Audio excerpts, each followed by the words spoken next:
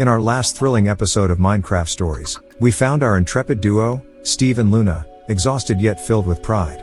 Their heroic efforts had safeguarded the village, and they yearned for a well-deserved respite. But what started as a single day of relaxation soon grew into an extravagant week-long vacation, each day promising a unique adventure. Their grand finale involved a solo excursion, a day outside from the comforts of home.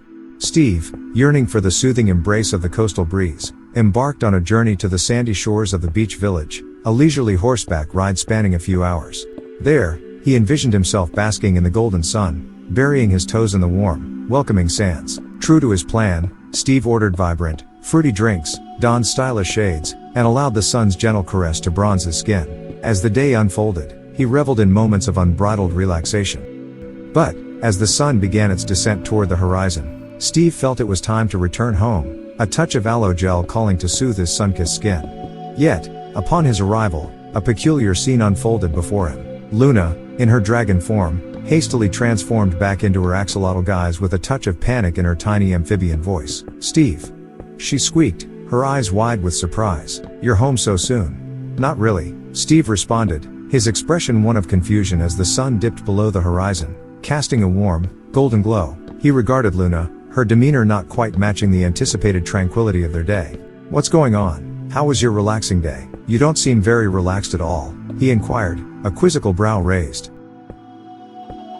Luna chuckled awkwardly, her axolotl form dwarfed by the imposing figure of Steve, as she shifted uncomfortably. She blocked his path to the house, her eyes betraying a secret. Steve's tone grew more serious, concern etched on his face. "So, what's actually up?" he probed further, his voice tinged with curiosity. Luna sighed, her smile tinged with a hint of awkwardness. I may or may not have had a bit too much relaxing excitement today," she admitted sheepishly. Steve, with an amused yet slightly exasperated grin, decided to see for himself. He scooped Luna up gently and moved her away from the door. Just before he opened the door he heard a meow, and then another meow, and about 200 more meows all at once. Luna, his eyes widened as he started to piece together what was happening. Luna gulped, and with Steve's help, they cautiously pushed the door open. And there it was, as Steve had suspected. Their small, cozy home had been taken over by approximately 200 cats, all gathered inside. "Luna, what happened?" Steve exclaimed, his voice filled with a mix of amazement and bewilderment. He swiftly ushered both himself and Luna inside before the unruly feline mob could make a grand escape. "Well, you see," Luna sighed, her axolotl eyes downcast in embarrassment. "I was craving something special for breakfast. A fluffy omelet seemed perfect, so I whipped one up, and then another one, because, well, one just wasn't enough. It was the third omelet that did it. I reached for more eggs but realized we'd run out. Panic set in, and my hungry eyes roved through your chests, where I laid eyes on a particularly distinctive looking egg. It looked delicious, actually. So, I grabbed the stack and cracked one open, fully expecting a delectable omelet. But instead, out came a cat. I was so startled that I dropped the whole stack. And, well, not just one stack but a few. Cats, everywhere. I'm really sorry."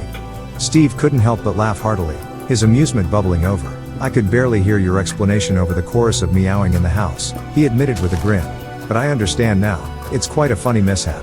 But what are we going to do with all these cats, Luna? We can't put them back into eggs, and we certainly can't just abandon them. Yet, our home's not exactly designed to host a feline army." Luna's gaze swept over their now crowded house, filled with cats of all sizes and colors, and she recalled the plan she'd hatched earlier. "All right," she began, her axolotl eyes thoughtful. "Remember when you got home, and I was in my dragon form? Well, I was actually out and about, collecting a bunch of materials. My plan was to construct a series of shipping containers to transport these cats out of here. I've got heaps of wood stacked up in chests out back. Maybe it's time to put that plan into action." Steve, with a mischievous twinkle in his eye, tiptoed carefully over the sea of cats to glance out the back window. "Well," he mused, "I'm not too keen on the idea of sending these cats off to who knows where, but I think I have an idea on how we can make some good use of all that wood." Throughout the night, Steve and Luna toiled tirelessly, lanterns illuminating their path as they worked on an incredible structure for their newfound feline friends. It was a blend of a rustic barn, a sprawling ranch, and a luxurious pet hotel all rolled into one. The spacious enclosed courtyard provided plenty of room for the cats to roam and play, and within the building, they had access to food, water, and cozy sleeping areas. It was a laborious endeavor, but with Luna's mighty dragon form lending a hand, the construction progressed at a remarkable pace. By the time the first rays of dawn painted the sky, they had successfully relocated all the cats to their new home. With exhaustion tugging at their eyelids, Steve and Luna collapsed in front of the gates to the cat hotel, just as the sun's glow began to pierce the horizon. However, their peaceful slumber was interrupted by the arrival of a curious villager. The villager had ventured over, their eyes wide with surprise as they gazed upon the extraordinary structure that had seemingly sprouted overnight. "I just woke up to begin my day on the farm," the villager exclaimed, "and I noticed this building that popped up out of nowhere. What is this place, you two?"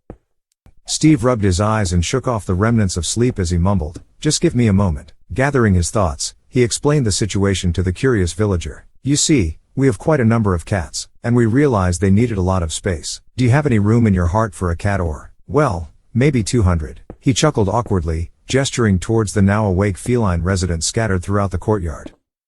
The villagers' eyes widened with pleasant surprise as they took in the sight. "Oh, my!" they exclaimed, "I've been dealing with quite a mouse problem on my farm lately. I think I'll take a couple of these cats to help with that." With a swift and confident motion, the villager plucked 2 cats right out of the courtyard. "I'll spread the word to the other farmers. I'm sure they'd appreciate the idea as well." The sound of eager purring filled the air as the cats, now with a purpose, made their way to their new homes in the village. As the day rolled on and villagers came from far and wide, Steve found himself drifting in and out of sleep, their tales and reasons for wanting cats echoing in his ears. The stories ranged from farmers in desperate need of feline assistance to entrepreneurs looking for the perfect models for their fashion show company. As long as the cats were going to loving homes, Steve and Luna were more than willing to share. In just 24 hours, the industrious pair managed to find all of those cats loving homes.